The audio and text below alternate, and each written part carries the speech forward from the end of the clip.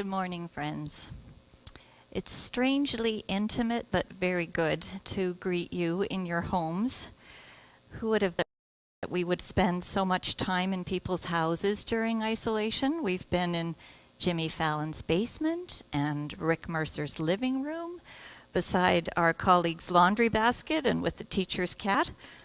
In an odd way, it seems that we've discovered the proximity isn't necessary for nearness. So it's good to be together. Let us pray.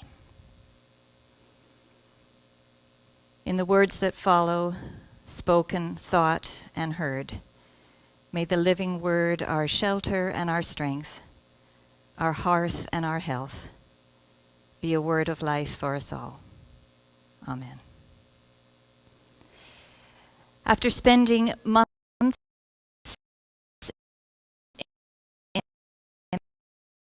the story of Jesus appearing to his disciples behind closed doors. It's the week after Jesus' death, and the action takes place in hiding, where Jesus' friends have been laying low since his arrest because they too were wanted by the authority. Many decades after this event took place, this particular version of the story was written for a community in hiding, dodging persecution by occupying forces. And it's read to us today, not exactly in hiding, but most certainly behind closed doors, dodging a virus we cannot see. So no one in the story feels particularly safe. Not the disciples, certainly not the early Christians, and not us. Due to either neglect or nature or both, feeling afraid and unsafe is familiar to many people. The experience of being a migrant or a refugee, a citizen under military rule, being in precarious health or personally vulnerable means that you have felt this way before. For a privileged few, the current situation is entirely unfamiliar territory, but either way it's difficult, and either way we have a sense of the disciples' situation in a story like the one we just read.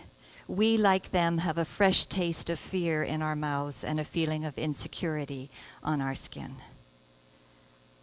If we pay attention to a crisis, if we don't try and plow through it untouched, it can make us more included. Teaching their pets to talk, bakers and gardeners and crafters are having a renaissance, and many, many, many people are singing. All odd and ordinary ways of saying a little yes to life in a time when life feels uncertain and less trustworthy. Some people, of course, are far from fine. Some are further from fine than they would have been otherwise, and that wasn't even close to fine. For many, life hasn't just gone indoors, it's come undone, and there's even less to hold on to. Probably most people are somewhere in the middle. Lives have been pulled from their futures like cords from a wall socket. It might be temporary, but the disappointments and the uncertainties are myriad, and these sit in a quiet heap between the breaking news and the dancing dogs. So no matter where we sit on the spectrum of uncertainty, then, today's text is a timely one, the story of the risen Jesus and the disciple Thomas. The church likes to call Thomas the doubter because he insisted on verifying for himself the reports about Jesus' resurrection. And preachers often make this a merits of belief without proof story. But I don't think that's particularly useful at this moment, if it ever was, because the word believe in this text is better translated trust. This isn't a story about believing in Jesus even if we can't see him. It turns out proximity isn't necessary for nearness anyway. No. It is life that Jesus brought into the world, not himself. I have come that you will have life, he said. I give life to you, and you will not perish. And this life that Jesus lived and left us is a life we can trust, a life that will not abandon us. Like divine breath, it comes to us and we give ourselves to it. A life whose source and goal is love, a life whose other name is God. There are many versions of life on offer. The good life of prosperity, the illusory life of perpetual youthfulness, the normal life we are apparently heading back to, God help us. Of course, we miss our freedom situation to gather and hold each of our lives and the whole of our lives in a cardiac ICU nurse. My only image of what happens in a cardiac unit comes from Grey's Anatomy and from Ron. In a conversation that we had very recently, Ron was describing the changes to the protocol on the floor over the past few weeks. And one thing he said struck me above all else, and it was his description of what usually happens, in his words, when somebody codes. Normally, he said, we all run, and immediately at least 6 of us will dive on the person, and we all know what to do without thinking. We're all right there, all of us. We throw ourselves at the patient, and we work together. It's an incredible picture to carry in your head, somehow both terrifying and reassuring at the same time, this vivid image of being saved by people throwing themselves at you with a kind of focused abandon, holding nothing back, all in, with everything at stake. It's standard procedure for an EMT, but it's rather rare for the rest of us. It's rare unless we recognize that everything's at stake, unless lives are on the line and love looks like being all in. Unless going back to a normal of disparity and damage feels like death, and we're calling on a life we can trust. The word Jesus used when he wants to save his friend Thomas from utter despair and from the fear that comes from losing confidence in life's trustworthiness, as some of us feel now, is the same word that Ron used, throw. The English translation we heard uses the word put your hand in my side. But the Greek meaning, the meaning of the Greek word is better thrust or throw.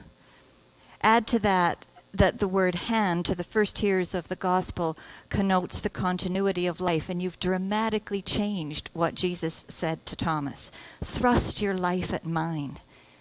So now Jesus sounds like he's talking to Ron in the ICU. But the gospel writer has him talking to us. And just in case we hadn't followed the main point, he states it as plainly as he can. Throw your life, at this abundant life in God. This gospel is not about believing in Jesus. It is about trusting the life that he left in his wake, trusting how life comes to us and how we offer ourselves to it and how we come to life in both. Plenty of versions of life will sell themselves to us, but the abundant life, the life we trust, is not like that. Sometimes there's a certain amount of calling on it that's necessary, it seems to me. Thomas wanted to see Jesus. He as good as called him back into that closed room. Calling on life is a way of trusting life. We don't call on what we know won't answer. We don't trust what isn't there. Show me, Thomas says, a life that will not abandon us, a life we can trust. None of us wants a lord of a life we cannot trust, a life we didn't want in the first place.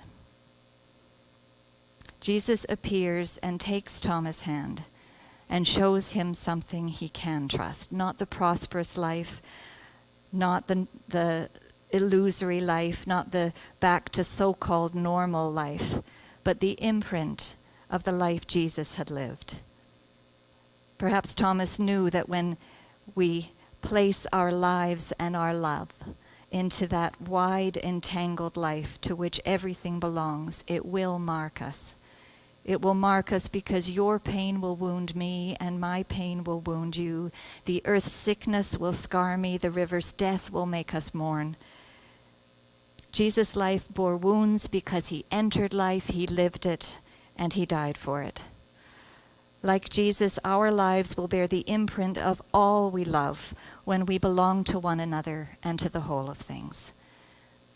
And Thomas had the courage to ask, to be shown what he couldn't see. And I wonder if we have that kind of courage. or if we go on borrowed sight until things get better if they do, or give up if they don't. And I don't blame us for lacking the courage. It's a messy business throwing yourself at a wounded world. It's demanding and frightening to surrender the need for everything to be fine, to be willing to face the tragic as well as the beautiful. It takes the kind of courage that comes from trusting life, all of it, including the uncertainty and the absence of safety and the lack of control. It's a fidelity to reality that does not insist on certitude. Faith that pretty certain is very dangerous. It believes in itself. It believes inward. It takes courage to live outward, to thrust ourselves at life's messiness, trusting that life keeps its promise. But this is the breath of life. This is a way of trusting life's wide yes to us, and us offering our own yes to life. I don't know what gives you a glimpse of how life keeps its promise, however you imagine that in your Easter faith. I don't know what offers you hope, what invites you to trust, gives you a glimpse of the love on which you can depend. There is no shortage at the moment of ways that we are calling on life. And in the midst of everything, still there is no shortage of the ways life is keeping its promise. Perhaps last week for you it was the Canadian women physicians singing, or the voice of a friend on the phone, or the 7 p.m. thank you, or a red rhododendron. I don't know how you thrust or place or lean yourself on the side of life each day, how you press your own chapped and worried hands against this world's beauty and terror. Perhaps it's by way of the ordinary and extraordinary promise those hands of yours are keeping by baking bread or bathing children, reaching for a pen or drawing blood, those beautiful, rough and ready hands that know that each day is worthy of our lives and our love. The triumph of life over death is simple and extraordinary. It is a yes with our lives. We have been promised life, and we trust that promise by keeping it. We can't underestimate the power of seeing things the way they are, for having the veil pulled back on things from which we habitually turn away. This pandemic is a moment of terrifying and reassuring honesty about how things are, about the beauty and the terror of how we live together on this planet.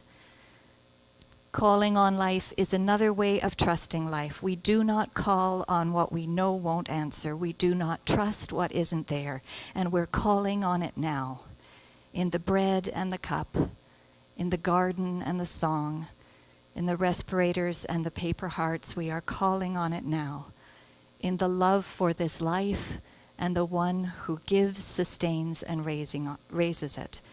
We're calling on it because we trust it. A life that will not abandon us, a life we can trust. Thanks be to God. Amen.